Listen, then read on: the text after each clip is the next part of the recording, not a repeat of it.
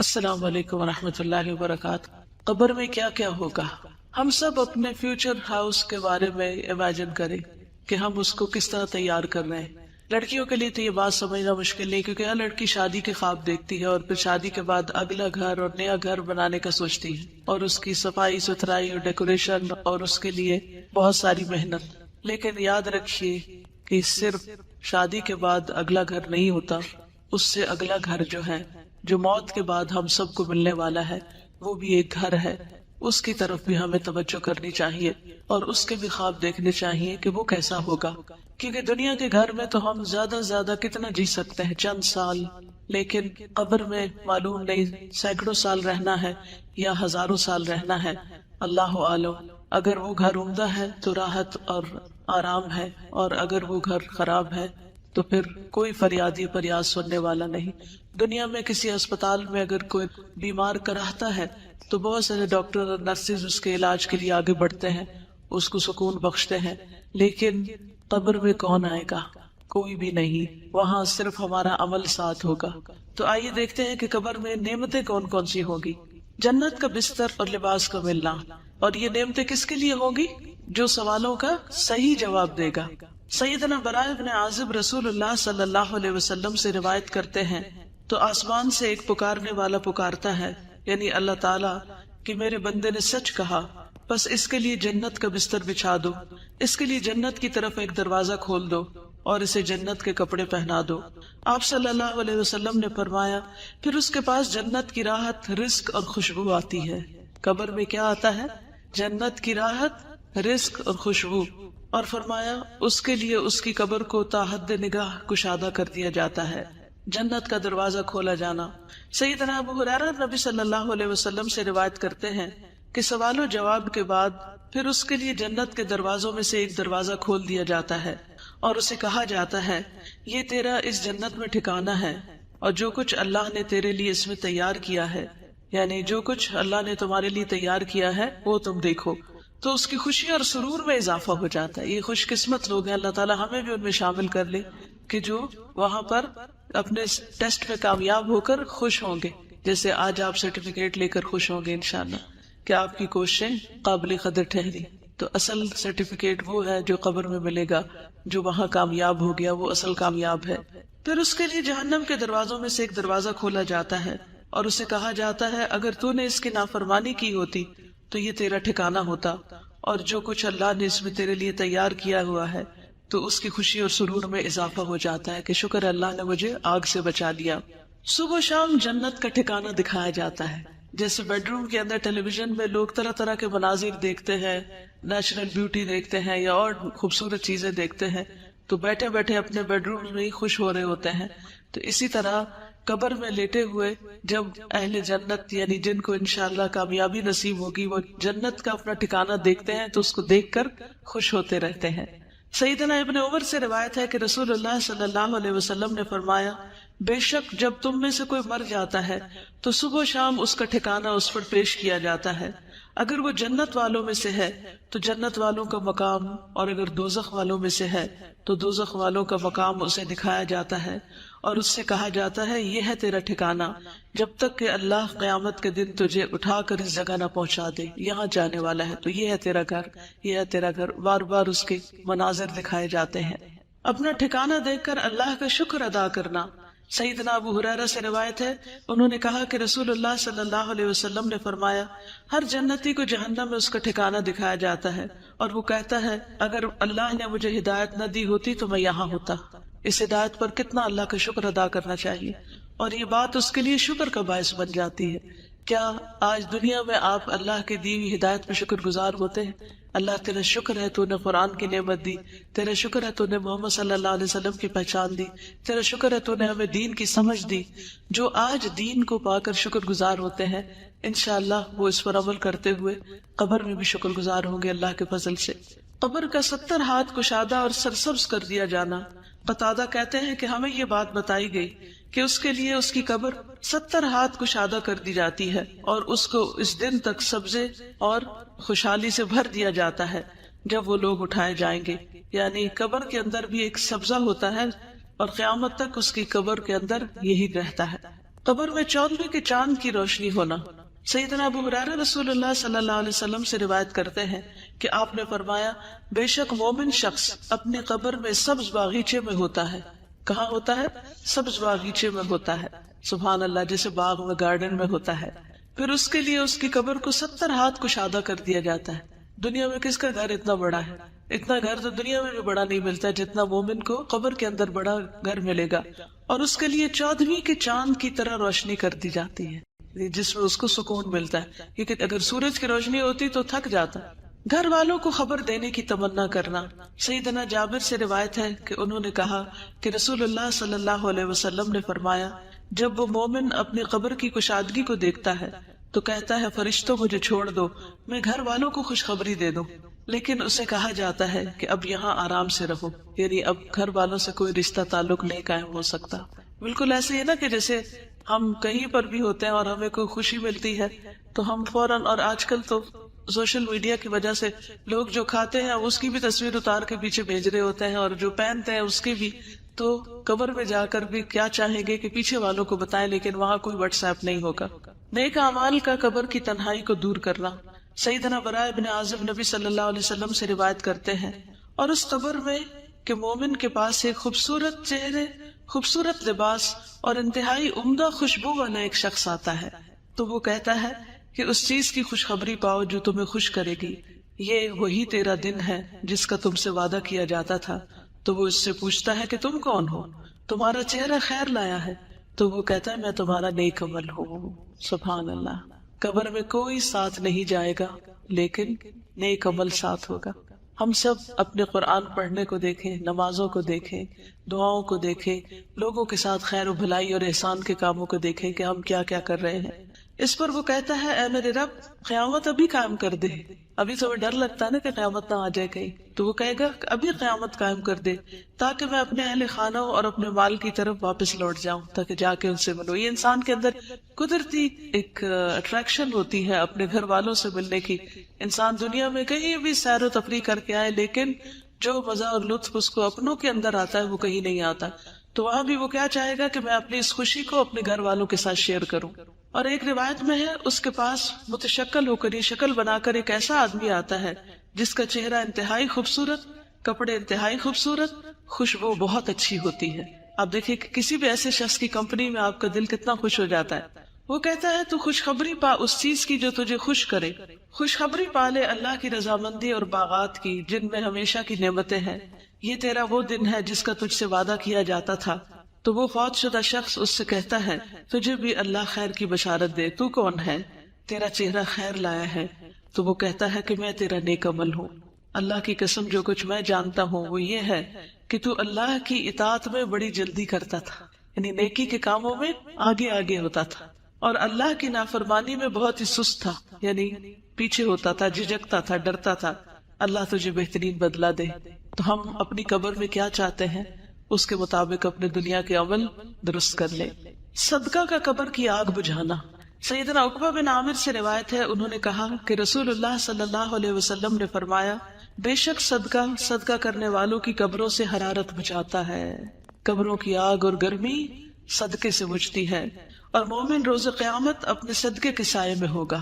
مومن قیامت کے دن صدقے کے سائے میں ہوگا. اس لیے چاہے ایک کھجور کا آدھا ٹکڑا ہی کیوں نہ اللہ کے راہ میں دے، دینے والے بنے. ہمیشہ دینے پر حرص رکھے اور یاد رکھیے دینے والوں کو ملتا ہے. جو دیتا ہے اللہ تعالیٰ اس کو اس سے بھی زیادہ لوٹاتا ہے. اور قسم کھا کر یہ بات کہی گئی کہ صدقہ کرنے سے مال کبھی کم نہیں ہوتا. سیدنا ابو ہریرہ سے روایت ہے کہ رسول اللہ صلی اللہ علیہ وسلم نے فرمایا اس میت کے لیے اس کی قبر کی لمبائی اور چوڑائی میں 70 ہاتھ فراخ کر دی جاتی، کھلی کر دی جاتی ہے. پھر اس کے لیے اس میں روشنی کر دی جاتی ہے. پھر اسے کہا جاتا ہے کہ سو جاؤ. تو وہ کہتا ہے میں اپنے گھر والوں کی طرف لوٹ جاؤں تاکہ میں انہیں خبر دے دوں. تو وہ دونوں کہتے ہیں اس دلہن کی طرح سو جاؤ جسے کوئی نہیں جگاتا مگر وہ جو اس کو سب سے زیادہ پیارا ہوتا ہے، یہاں تک کہ اللہ اسے اس کی اس خوابگاہ سے اٹھائے گا. یعنی قیامت کے دن پھر وہ آرام سے اس نیند سے اٹھے گا. کتنی خوبصورت قبر ہے نیک عمل کرنے والوں کی. روح کا سبز پرندوں میں ڈالا جانا. سیدنا ابو ہریرہ نبی صلی اللہ علیہ وسلم سے روایت کرتے ہیں جسم کو اسی طرح لوٹا دیا جاتا ہے جیسے اس کی ابتدا ہوئی تھی، اور اس کی روح کو ایک پاکیزہ جسم میں ڈال دیا جاتا ہے جو کہ پرندے ہیں جو جنت کے درختوں کے ساتھ لٹکے ہوتے ہیں۔ یعنی یہ شہیدوں کا انجام ہے۔ شہداء کو گھر اور رزق ملنا۔ سیدنا ابن عباس سے روایت ہے، انہوں نے کہا کہ رسول اللہ صلی اللہ علیہ وسلم نے فرمایا، شہداء جنت کے دروازے پر موجود ایک نہر کے کنارے پر سبز رنگ کے خیمے میں رہتے ہیں، ان کی طرف ان کا رزق جنت سے صبح و شام آتا ہے۔ سبحان اللہ۔ جنت کا کھانا۔ ایک انصاری صحابی سے روایت ہے کہ ایک مرتبہ ہم لوگ رسول اللہ صلی اللہ علیہ وسلم کے ہمراہ ایک انصاری کے جنازے میں نکلے، اور میں اس وقت نوعمر تھا اور اپنے والد کے ساتھ تھا۔ تو رسول اللہ صلی اللہ علیہ وسلم قبر کے گڑھے کے کنارے بیٹھ گئے اور قبر کھودنے والے کو تلقین کرنے لگے کہ سر کی جانب سے اسے کشادہ کرو اور دونوں پاؤں کی طرف سے کشادہ کرو، البتہ اس کے لیے جنت میں انگور کے بہت سے خوشے ہیں۔ یعنی نبی صلی اللہ علیہ وسلم نے اس کے دفنانے سے پہلے ہی اس کے لیے خوشخبری دے دی۔ شہداء کی خصوصی مہمان نوازی۔ سیدنا مسروق سے روایت ہے، انہوں نے کہا کہ ہم نے عبداللہ بن مسعود سے اس آیت کے بارے میں سوال کیا، اور جنہیں اللہ کے راستے میں قتل کیا جائے انہیں مردہ گمان نہ کرو بلکہ وہ زندہ ہیں، اپنے رب کے پاس سے رزق دیے جاتے ہیں۔ تو انہوں نے کہا ہم بھی رسول اللہ صلی اللہ علیہ وسلم سے اس بارے میں سوال کر چکے ہیں۔ تو آپ صلی اللہ علیہ وسلم نے فرمایا ان کی روحیں سبز پرندوں کے پیٹ میں ہوتی ہیں، ان کے لیے ایسی قندیلیں ہیں جو عرش کے ساتھ لٹکی ہوئی ہیں، اور وہ روحیں جنت میں جہاں چاہیں کھاتی اور پھرتی رہتی ہیں، پھر ان قندیلوں میں واپس آ جاتی ہیں، یعنی جہاں سے جاتی ہیں۔ ان کا رب ان کی طرف جھانک کر دیکھتا ہے اور فرماتا ہے کیا تمہیں کسی چیز کی خواہش ہے؟ وہ عرض کرتے ہیں ہم کس چیز کی خواہش کریں، حالانکہ ہم جہاں چاہتے ہیں جنت میں کھاتے پھرتے ہیں۔ اللہ تعالیٰ ان سے اس طرح 3 مرتبہ فرماتا ہے، پھر جب وہ دیکھتے ہیں کہ انہیں کوئی چیز مانگے بغیر چھوڑا نہیں جائے گا تو وہ عرض کرتے ہیں اے رب، ہم چاہتے ہیں کہ تو ہماری روحیں ہماری جسموں میں لوٹا دے، یہاں تک کہ ہم تیرے راستے میں ایک مرتبہ پھر قتل کیے جائیں۔ پھر جب اللہ دیکھتا ہے کہ انہیں اب کوئی ضرورت نہیں تو انہیں چھوڑ دیا جاتا ہے۔ یعنی اللہ تعالیٰ ان کی اتنی کیئر کرتے ہیں۔ نیک اعمال کا ثواب پہنچتے رہنا، 3 قسم کے اعمال کا سلسلہ جاری رہنا۔ سیدنا ابو ہریرہ سے روایت ہے کہ رسول اللہ صلی اللہ علیہ وسلم نے فرمایا جب انسان فوت ہو جاتا ہے تو 3 اعمال کے سوا اس کے تمام اعمال کا سلسلہ منقطع ہو جاتا ہے، صدقہ جاریہ، یا وہ علم جس سے نفع اٹھایا جاتا رہے، یا نیک اولاد جو اس میت کے لیے دعا کرتی ہے، یہ مرنے کے بعد بھی نیکیوں میں اضافے کا سبب بنتے ہیں۔ اولاد کی دعا سے درجات بلند ہونا۔ سیدنا ابو ہریرہ سے روایت ہے، انہوں نے کہا کہ رسول اللہ صلی اللہ علیہ وسلم نے فرمایا بے شک اللہ عز و جل جنت میں نیک آدمی کا درجہ بلند فرمائیں گے تو وہ عرض کرے گا اے رب یہ درجہ مجھے کیسے حاصل ہوا؟ اللہ تعالیٰ فرمائیں گے تیری اولاد کا تیرے لیے استغفار کرنے کی وجہ سے۔ تو ہم سب کو اپنے والدین کے لیے جو فوت ہو چکے ہیں بخشش کی دعا کرنی چاہیے۔ ایک دفعہ میں دعا کرتی ہوں، میں اپنے والد کی نیت کرتی ہوں، آپ سب اپنے اپنے والدین کی جو دنیا سے جا چکے ہیں یا دادا دادی جو بھی، ان کے لیے نیت کر لیجیے۔ اللہم اغفر لہ وارحمہ وعافہ واعف عنہ واکرم نزلہ ووسع مدخلہ واغسلہ بالماء والثلج والبرد ونقہ من الخطایا كما ينقى الثوب الأبيض من الدنس اللهم أبدله دارا خيرا من داره وأهلا خيرا من أهله وزوجا خيرا من زوجه اللهم أدخله الجنة اللهم أدخله الجنة اللهم أدخله الجنة وأعذه من عذاب القبر ومن عذاب النار۔ جہاں اپنی بخشش کی دعا مانگا کرے وہاں اپنے والدین کی بخشش کی دعا بھی ضرور کیا کرے، کیونکہ اللہ سبحانہ وتعالیٰ کا فرمان ہے انشکر لی ولوالدیک کہ میرا شکر ادا کرو اور اپنے والدین کا۔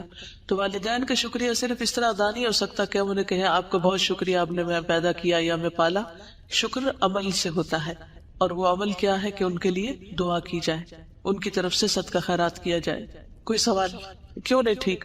مجھے یاد ہے میں بہت چھوٹی تھی اور میری والدہ نے یہ حدیث مجھے سنا دی تھی، ابھی میں نے ہوش نہیں سنبھالا تھا۔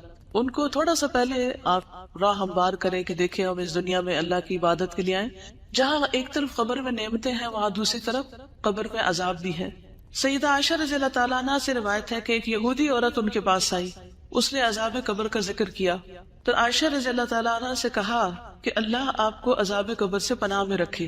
اس پر عائشہ رضی اللہ تعالیٰ عنہ نے رسول اللہ صلی اللہ علیہ وسلم سے عذاب قبر کے بارے میں پوچھا۔ آپ صلی اللہ علیہ وسلم نے فرمایا ہاں عذاب قبر حق ہے۔ عائشہ رضی اللہ تعالیٰ عنہ نے بیان کیا کہ پھر میں نے کبھی ایسا نہیں دیکھا کہ رسول اللہ صلی اللہ علیہ وسلم نے کوئی نماز پڑھی ہو اور اس میں عذاب قبر سے اللہ کی پناہ نہ مانگی ہو. یہ کون دعا کر رہا ہے؟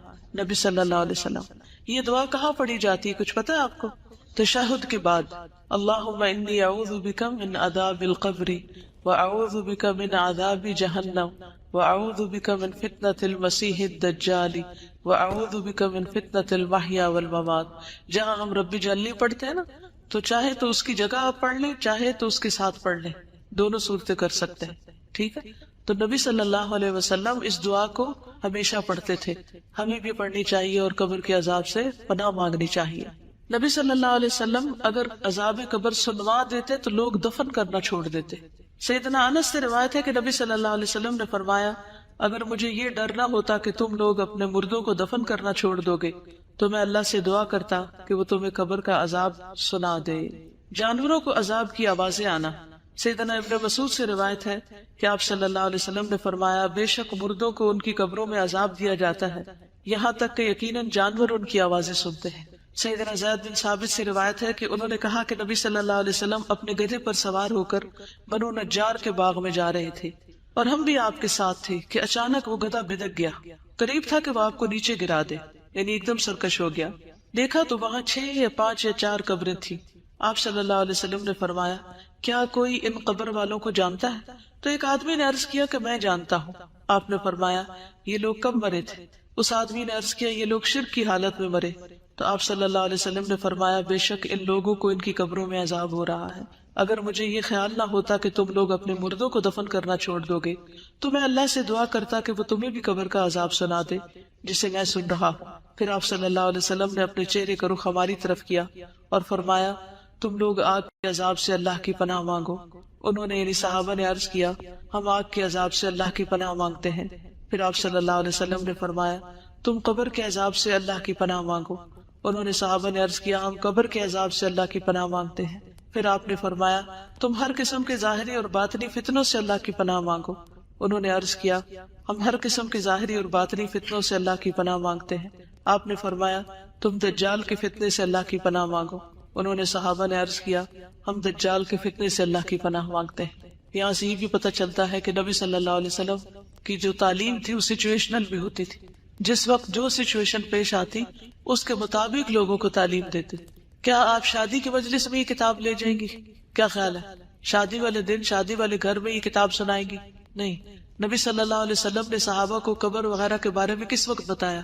جب وہ قبریں دیکھی انہوں نے ان حالات یعنی اس موقع کی مناسبت سے. جہنم کا دروازہ کھلنا اور حرارت اور گرم ہوا کا اندر آنا. سیدنا برا بن عازب رسول اللہ صلی اللہ علیہ وسلم سے روایت کرتے ہیں اور اس کے لیے آگ یعنی غیر مومن کے لیے آگ کی طرف سے ایک دروازہ کھول دیا جاتا ہے. آپ صلی اللہ علیہ وسلم نے فرمایا تو اس کی حرارت اور گرم ہوا اس کے پاس آتی ہے. فرمایا اور اس پر اس کی قبر اتنی تنگ کر دی جاتی ہے یہاں تک کہ اس کی پسلیاں ایک دوسرے میں پیوست ہو جاتی ہیں، یعنی آپس میں چڑ مڑ جاتی، جیسے یہ انگلیاں ایک دوسرے کے اندر چلی جاتی ہیں، ہڈی پسلی ٹوٹ جاتی. سیدنا ابو ہریرہ سے روایت ہے کہتے ہیں کہ رسول اللہ صلی اللہ علیہ وسلم نے فرمایا ہر جہنمی اپنا ٹھکانہ جنت میں دیکھتا ہے تو وہ کہتا ہے کاش اللہ مجھے ہدایت دے دیتا. تو یہ بات اس کے لیے حسرت کا باعث بن جاتی ہے. یعنی لوگ جہنم دیکھ کے قبر میں کیا تمنا کریں گے، کیا کہیں گے کاش مجھے دنیا میں ہدایت مل جاتی. آج لوگ ہدایت کی طرف نہیں آنا چاہتے، ہم ان کے لیے کڑتے ہیں، لیکن کل وہ اپنے لیے خود پریشان ہوں گے. تو اللہ کا شکر ہے جس نے ہمیں اس راستے کی ہدایت دی. اللہ تعالیٰ ہمیں اس پر استقامت عطا فرمائے، اس پر قائم رکھے اور ہمیں قبر کے عذاب سے محفوظ رکھے. جہنم سے لباس اور بستر آنا اور آگ کی طرف دروازہ کھلنا. سیدنا برا بن عازب رسول اللہ صلی اللہ علیہ وسلم سے روایت کرتے ہیں غیر مومن کے جواب پر آسمان سے ایک منادی آواز لگاتا ہے کہ اس نے جھوٹ بولا، اس کے لیے آگ کا بستر بچھا دو اور آگ کا لباس پہنا دو اور اس کے لیے آگ کی طرف دروازہ کھول دو. زمین کا باہم مل جانا اور پسلیوں کا ایک دوسرے میں گھس جانا. سیدنا ابو ہریرہ سے روایت ہے کہتے ہیں کہ رسول اللہ صلی اللہ علیہ وسلم نے فرمایا بس زمین کو حکم دیا جاتا ہے کہ اس پہ مل جا، یعنی تنگ ہو جا، تو وہ زمین اس پر مل جاتی ہے تو اس کی پسلیاں ایک دوسرے میں پیوست ہو جاتی ہیں. پھر وہ شخص اسی عذاب میں مبتلا رہے گا یہاں تک کہ اللہ اسے اس کی اس جگہ سے اٹھا دے گا. یعنی تھوڑی دیر بھی جگہ تنگ ہو تو ہمارا دل گھبرانے لگتا ہے. کوئی کمرہ تنگ ہو، تنگی میں ہم کتنے پریشان ہوتے ہیں. تو آپ سوچئے کہ غیر مومن کے لیے کافر یا منافق کے لیے قبر تنگ ہوگی اور اسی تنگی میں وہ رہے گا جیسے جیل خانے میں ہو۔ سیدنا ابو ہریرہ نبی صلی اللہ علیہ وسلم سے روایت کرتے ہیں کہ نبی صلی اللہ علیہ وسلم نے فرمایا، اور بے شک کافر کے پاس جب اس کے سر کی طرف سے آیا جاتا ہے تو وہاں کوئی چیز موجود نہیں ہوتی، پھر اس کی دائیں طرف سے آیا جاتا ہے تو وہاں کوئی چیز موجود نہیں ہوتی، پھر اس کی بائیں طرف سے آیا جاتا ہے تو کوئی چیز موجود نہیں ہوتی، پھر اس کے دونوں پاؤں کی طرف سے آیا جاتا ہے تو وہاں کوئی چیز موجود نہیں ہوتی، یعنی کوئی عمل نہیں ہوتا۔ اگر آپ پیچھے سے کتاب پڑھیں گے تو اس میں مومن کے بارے میں بتایا جاتا ہے کہ سر کی طرف سے نماز آ جائے گی، دائیں طرف سے صدقہ آ جائے گا جسے دائیں ہاتھ سے دیتا تھا، بائیں طرف سے امر بالمعروف نہی عن المنکر وغیرہ، اور پاؤں کی طرف سے اور بھی نیکیاں جو ہے وہ اس کی آ جائیں گی۔ پھر اس کا نیک عمل اس کے ساتھ ہوگا، جو قرآن اس نے پڑھا ہوگا وہ اس کے پاس ہوگا، یعنی جو جو اچھے کام کیے ہوں گے وہ قبر میں سارے اس کے لیے قبر کو خوبصورت بنائیں گے۔ لیکن کافر اور منافق چونکہ اس کا عقیدہ ہی ٹھیک نہیں تھا تو اس نے جو نیکیاں کی وہ بھی ضائع ہو گئی ہے، دنیا میں اس کو اس کا اجر مل گیا اور آخرت میں اس کے لیے کچھ بھی نہیں ہوگا۔ اعمال کا انتہائی کبھی شکل میں آنا۔ سیدنا براء ابن عازب نبی صلی اللہ علیہ وسلم سے روایت کرتے ہیں، اور اس کے پاس ایک بدصورت آدمی گندے کپڑے والا بدبودار شخص آتا ہے، وہ کہتا ہے اس چیز کی خوشخبری پاؤ جو تمہیں بری لگتی ہے، کہ یہ تیرا وہی دن ہے جس کا تجھ سے وعدہ کیا گیا تھا۔ تو وہ پوچھتا ہے کہ تو کون ہے؟ تیرے چہرے سے شر کی خبر معلوم ہوتی ہے۔ وہ کہتا ہے میں تیرا گندا عمل ہوں۔ وہ کہتا ہے میرے رب تو قیامت قائم نہ کرنا۔ مومن کیا چاہتا ہے؟ اے رب قیامت قائم کر، اور کافر چاہے گا کہ قیامت قائم نہ ہو۔ اندھا بہرا فرشتہ مقرر کیا جانا۔ سیدنا براء ابن عازب رسول اللہ صلی اللہ علیہ وسلم سے روایت کرتے ہیں، پھر اس پر ایک اندھا بہرا فرشتہ مقرر کر دیا جاتا ہے۔ اس کے پاس لوہے کا ایک ایسا گرز ہیمر ہوتا ہے کہ اگر اسے پہاڑ پہ مارا جائے تو پہاڑ ریزہ ریزہ ہو جائے، اتنی زور کی پٹائی ہوتی ہے۔ فرمایا پھر وہ اس گرز سے اس کو مارتا ہے، اور اس کی مار کی آواز کو مشرق و مغرب کے درمیان کی ہر چیز سنتی ہے سوائے جن و انس کی۔ پھر وہ مردہ بھی مٹی ہو جاتا ہے، پھر اس میں روح لوٹا دی جاتی ہے، بار بار وہ مرتا ہے اور جیتا ہے اور اس مصیبت سے گزرتا ہے۔ لوہے کے ہتھوڑے سے دونوں کانوں کے درمیان یعنی گدی پر مار پڑنا۔ سیدنا انس رضی اللہ تعالیٰ عنہ نبی صلی اللہ علیہ وسلم سے روایت کرتے ہیں کہ نبی صلی اللہ علیہ وسلم نے فرمایا پھر اس کے دونوں کانوں کے درمیان لوہے کے ہتھوڑے سے ایک ضرب لگائی جاتی ہے تو وہ زور سے چیخ اٹھتا ہے۔ اس کی چیخ و پکار کو جن و انس کے علاوہ اس کے پاس پاس کی تمام مخلوق سنتی ہے۔ قبر میں کیڑے پکوڑوں اور سانپ پر ڈسنا اور نوچنا۔ سیدنا ابو ہریرہ سے روایت ہے، انہوں نے کہا کہ رسول اللہ صلی اللہ علیہ وسلم نے فرمایا پھر اسے کہا جاتا ہے سو جا جیسے منحوش سوتا ہے۔ راوی کہتے ہیں میں نے ابو ہریرہ سے کہا منحوش سے کیا مراد ہے؟ انہوں نے کہا اس سے مراد وہ آدمی جسے کیڑے مکوڑے اور سانپ ڈستے اور نوچتے رہتے ہیں، پھر اس پر اس کی قبر تنگ کر دی جاتی ہے۔ 99 گنجے سانپوں کا مسلط کیا جانا۔ سیدنا ابو ہریرہ رسول اللہ صلی اللہ علیہ وسلم سے روایت کرتے ہیں کہ آپ نے فرمایا کیا تم جانتے ہو یہ آیت کس بارے میں نازل ہوئی؟ پس بے شک اس کے لیے تنگ گزران ہے، وَإِنَّ لَهُ مَعِيشَةً ضَنْكَ وَنَحْشُرُهُ يَوْمَ الْقِيَامَةِ أَعْمَى، کہ ہم اسے قیامت کے دن اندھا کر کے اٹھائیں گے۔ آپ نے فرمایا کیا تمہیں معلوم ہے کہ تنگ گزران کیا ہے، یعنی تنگ زندگی کیا ہے؟ انہوں نے عرض کیا اللہ اور اس کے رسول ہی بخوبی جانتے ہیں۔ آپ نے فرمایا کافر کا اس کی قبر میں عذاب سے دوچار ہونا ہے، یعنی وہ تنگی ہے جو قبر میں پیش آئے گی۔ اور اس ذات کی قسم جس کے ہاتھ میں میری جان ہے، بے شک اس پر 99 گنجے سانپ مسلط کر دیے جاتے ہیں۔ کیا تم جانتے ہو وہ سانپ کیسا ہوتا ہے؟ وہ 70 سانپ ہیں اور ہر سانپ کے 7 سر ہوتے ہیں، ایک سانپ کے 7 منہ ہوتے ہیں، 7 سر۔ وہ اسے قیامت کے دن تک ڈستے اور نوچتے رہتے ہیں۔ اب سوال یہ پیدا تھا کہ عذاب قبر کس کس کو ہوگا؟ ایک کافر منافق تو ہو ہی گیا، اس کے علاوہ کفر اور نفاق میں مبتلا لوگ۔ قال اللہ تعالی فی القرآن الکریم عن فرعون النار یعرضون علیہا غدوا وعشیا ویوم تقوم الساعة ادخلوا آل فرعون اشد العذاب۔ قرآن کریم میں اللہ تعالیٰ فرعون کے بارے میں فرماتے ہیں وہ صبح و شام آگ پر پیش کیے جاتے ہیں، وہ تو پانی میں ڈوبے تھے۔ کچھ لوگوں کا سوال یہ ہوتا ہے کہ جو لوگ قبر میں نہیں جاتے ان کو عذاب قبر کیسا ہوتا ہے؟ کوئی چاہے قبر میں جائے کہ نہ جائے، پانی میں ڈوب ہوئے مرے، کسی شیر چیتے کے پیٹ میں چلا جائے، کہیں بھی چلا جائے، اللہ سبحانہ وتعالیٰ اپنی قدرت اور طاقت کے ساتھ اس کی اسی جگہ کو اس کے لیے قبر بنا دیتے ہیں، اور وہاں بھی اس کے لیے عذاب ویسا ہی ہو جاتا ہے جیسا اس کے لائق ہوتا ہے۔ تو آل فرعون صبح شام آگ پر پیش کی جاتی ہے، اور جس دن قیامت قائم ہوگی تو حکم ہوگا آل فرعون کو سخت ترین عذاب میں داخل کر دو، یعنی آخرت کا عذاب اور بھی شدید ہے۔ وقال فی المنافقین فکیف اذا توفتهم الملائکۃ یضربون وجوہهم وادبارهم ذلک بانہم اتبعوا ما اسخط اللہ وَكَرِهُوا رِضْوَانَهُ فَأَحْبَطَ أَعْمَالَهُمْ، اور منافقین کے بارے میں فرماتے ہیں پھر اس وقت ان کا حال کیا ہوگا جب فرشتے ان کی روح قبض کریں گے تو ان کے چہروں اور پشتوں پر مار رہے ہوں گے، یہ اس لیے کہ وہ ایسی بات کے پیچھے لگ گئے جس نے اللہ کو ناراض کر دیا اور اس کی رضا کی راہ اختیار کرنے کو پسند نہ کیا، تو اس اللہ نے ان کے سب اعمال ضائع کر دیے۔ یعنی موت کے وقت بھی فرشتے مارتے ہیں۔ کبھی کسی نے دیکھا موت کے وقت مار پڑتی؟ دیکھی کسی نے؟ ہماری آنکھیں نہیں دیکھتی، لیکن قرآن ہمیں بتاتا ہے کہ ایسا ہوتا ہے۔ تو یہ علم غیب سے تعلق رکھتا ہے۔ قبر کا عذاب کس سے تعلق رکھتا ہے؟ علم غیب سے۔ یعنی جب ایک انسان مر جاتا ہے نا تو دنیا سے اس کا رشتہ ختم ہو جاتا ہے۔ پھر قبر میں کیا ہوتا ہے وہ وہی جانتا ہے، ہم نہیں جان سکتے۔ ہم اگر قبر کھود کے بھی دیکھیں تو ہمیں نظر نہیں آئے گا کچھ۔ کبھی کبھی ایسے ہوتا ہے کہ اللہ سبحانہ وتعالیٰ دنیا میں بھی ایسی کچھ نشانیاں دکھا دیتا ہے۔ میں نے ایک ویڈیو کلپ دیکھا تھا کہ کسی ملک میں ایک میت کو دفن کر رہے اور قبر کھود رہے اور اس میں بار بار سانپ آ رہا ہے۔ میں نے اپنی آنکھوں سے دیکھا کہ وہ مختلف طریقوں سے اس سانپ کو نکالنے کی کوشش کرتے ہیں، ہٹانے کی، رخ موڑنے کی، لیکن وہ سانپ باز نہیں آتا۔ آخر تنگ آ کر وہ لوگ میت کو جب نیچے اتارتے ہیں تو وہ اس کے کفن کے اندر گھس جاتا سانپ۔ یہ نشانیاں کبھی کبھی اللہ سبحانہ وتعالیٰ دکھا دیتے ہیں تاکہ لوگوں کو یقین آ جائے، ورنہ ہمارے لیے تو قرآن اور سنت ہی کافی ہے، سچے نبی کی سچی باتیں ہی کافی ہیں کہ ہم ان پر یقین کریں۔ کسی انسان کی بات یا کسی ویڈیو کلپ کی تو بات ہی دوسری کی جا سکتی ہے تاکہ لوگ عبرت پکڑے۔ سیدنا ابو ایوب سے روایت ہے، وہ کہتے ہیں کہ رسول اللہ صلی اللہ علیہ وسلم سورج غروب ہونے کے بعد باہر نکلے تو آپ نے کچھ آواز سنی تو آپ نے فرمایا یہودیوں کو ان کی قبروں میں عذاب ہو رہا ہے۔ یعنی آپ صلی اللہ علیہ وسلم کو بھی اللہ سبحانہ وتعالیٰ ایسی باتیں سنوا دیتے تھے کیونکہ آپ ہمیں پھر علم یقینی کے ساتھ خبر دیتے تھے۔ ظلم کرنے والا اللہ تعالیٰ نے فرمایا اور کاش آپ ظالموں کو دیکھیں جب وہ موت کی سختیوں میں مبتلا ہوتے ہیں۔ اللہ اکبر، اللہ ہمیں بچائے۔ اور فرشتے ان کی طرف اپنے ہاتھ پھیلائے ہوئے ہوتے ہیں اور کہتے ہیں لاؤ اپنی جانیں نکالو، آج تم ذلت کے عذاب کو بدلہ دیے جاؤ گے اس وجہ سے کہ تم اللہ پر ناحق باتیں کہتے تھے اور تم اس کی آیات سے تکبر کرتے تھے۔ چغل خور اور پیشاب کی چھینٹوں سے نہ بچنے والا سیدنا ابن عباس سے روایت ہے کہ نبی صلی اللہ علیہ وسلم 2 قبروں کے پاس سے گزرے تو آپ نے فرمایا ان 2 قبر والوں کو عذاب دیا جا رہا ہے اور ان دونوں کو کسی بڑی بات پر عذاب نہیں دیا جا رہا۔ پھر آپ نے فرمایا کیوں نہیں، بڑی بات ہی ہے۔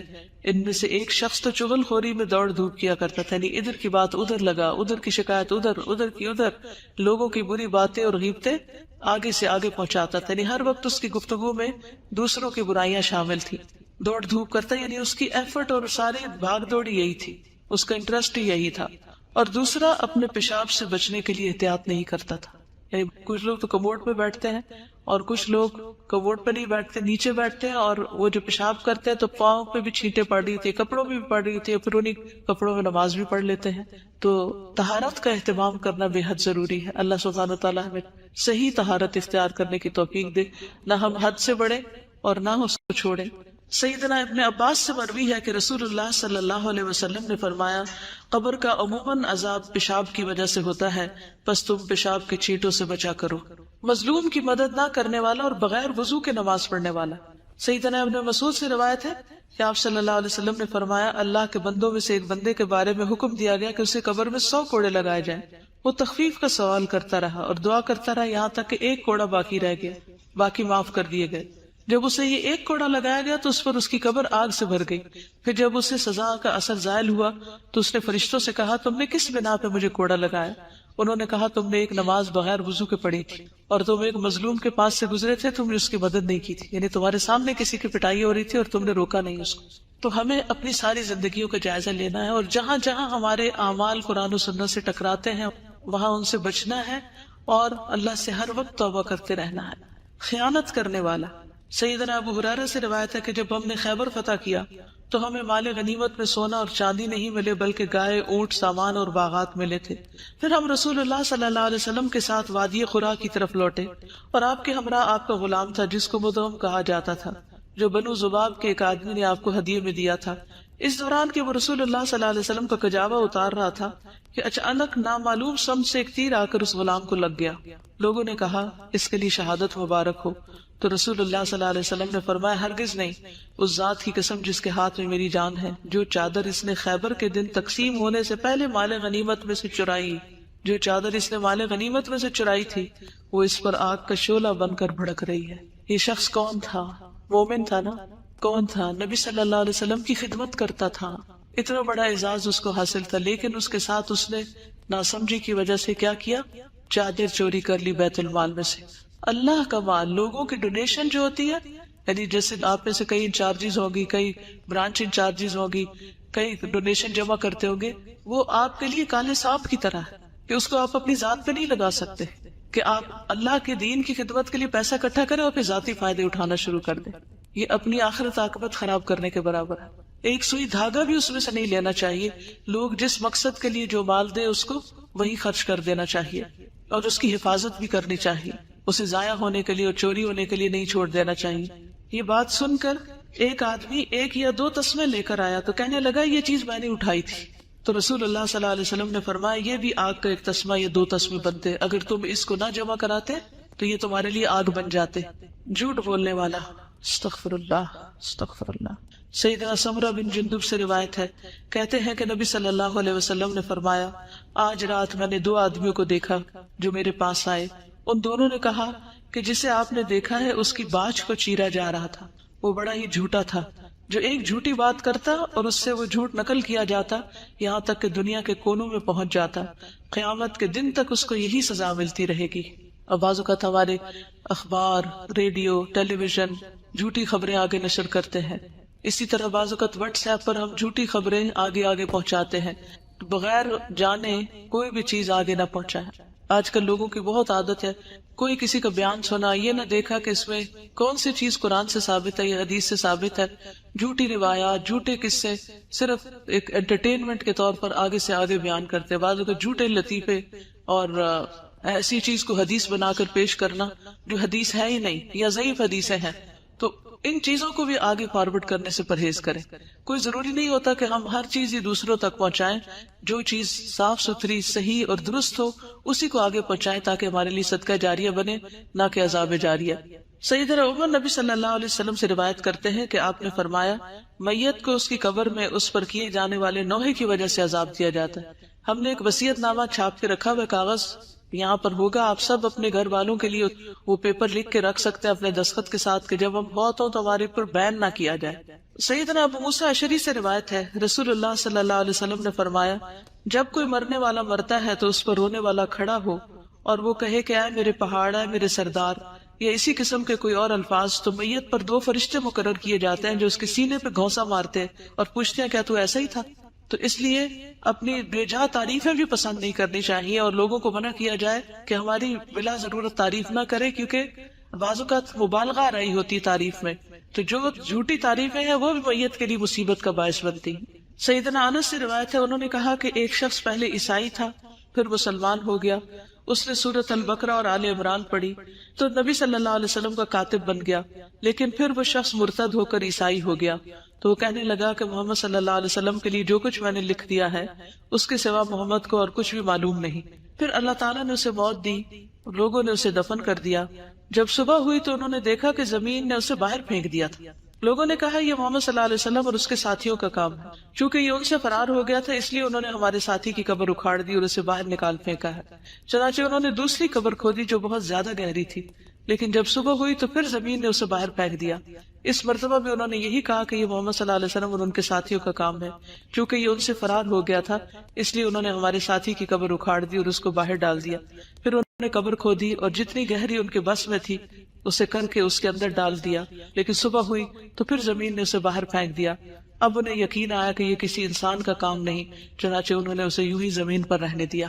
تو اس طرح کے واقعات نبی صلی اللہ علیہ وسلم کے دور میں بھی پیش آئے ہیں. عذاب قبر سے محفوظ رہنے والے خوش نصیب لوگ کون سے لوگ ہیں جن کو عذاب قبر نہیں ہوتا؟ شہید ہونے والا. سیدنا مقدام بن مادی کرب الکندی سے روایت ہے، انہوں نے کہا کہ رسول اللہ صلی اللہ علیہ وسلم نے فرمایا بے شک اللہ عز و جل کے ہاں شہید کے لیے 6 خصلتیں ہیں. اس کے خون کا پہلا قطرہ گرتے ہی اللہ تعالیٰ اس کو معاف کر دیتا ہے. جنت میں اسے اس کا ٹھکانہ دکھا دیا جاتا ہے. اسے ایمان کا حلہ پہنایا جاتا ہے، حور عین سے اس کا نکاح کر دیا جاتا ہے، اسے عذاب قبر سے محفوظ کر دیا جاتا ہے، اسے فزع اکبر بڑی گھبراہٹ سے محفوظ کر دیا جاتا ہے، اس کے سر پر وقار کا تاج رکھا جاتا ہے جس کا ایک ایک یاقوت دنیا و ما فیہا سے بہتر ہوگا۔ 72 حور العین سے اس کی شادی کر دی جاتی ہے اور اس کے رشتہ داروں میں سے 70 آدمیوں کے حق میں اس کی سفارش قبول کی جاتی ہے۔ لیکن یاد رکھیے کہ یہ وہ شہید ہے جو اللہ کے راستے میں ساری شرائط کو پورا کرتا ہوا لڑ رہا ہو۔ سورۃ ملک پڑھنے والا سیدنا عبداللہ بن مسعود سے مرفوع روایت ہے کہ سورۃ تبارک قبر کے عذاب سے روکنے والی ہے۔ کس کس کو زبانی یاد ہے؟ ماشاءاللہ ایک بڑی تعداد کو۔ دن میں ایک دفعہ کم از کم ضرور پڑھے اور رات کو سوتے ہوئے پڑھ لیں تو کیا ہی اچھا ہے، اور اگر یاد نہیں تو آپ دیکھ کے بھی پڑھ سکتے ہیں۔ اور دیکھنے کے لیے اگر آپ بیٹھ کے نہیں پڑھتے کہ بیٹھ کے یعنی آپ کو نیند آ رہی ہے کچھ، تو الہدا کی جو ایپس بنی ہوئی ہیں، اپلیکیشنز ہیں اسمارٹ فونز کے اندر، اس میں سونے جاگنے کے آداب کی اپلیکیشن ہے، تو اس اپلیکیشن میں جو سورۃ الملک اور سورۃ السجدہ اور زمر اور بنی اسرائیل ہے جو نبی صلی اللہ علیہ وسلم رات کو پڑھتے تھے وہ بھی ہیں اور ان کے آڈیو بھی ہے۔ تو اگر آپ سے ساری نہیں پڑھی جاتی تو سونے سے پہلے آپ ان کو پلے کر کے سو سکتے ہیں، تاکہ جب تک آپ کی آنکھ نہ لگے آپ ان کو سنتے ہی رہیں۔ یعنی کوشش کرنی چاہیے کہ جتنا پڑھ سکے پڑھے، لیکن اگر ہمت نہ ہو تو جتنا سن سکے اتنا سن بھی لیں۔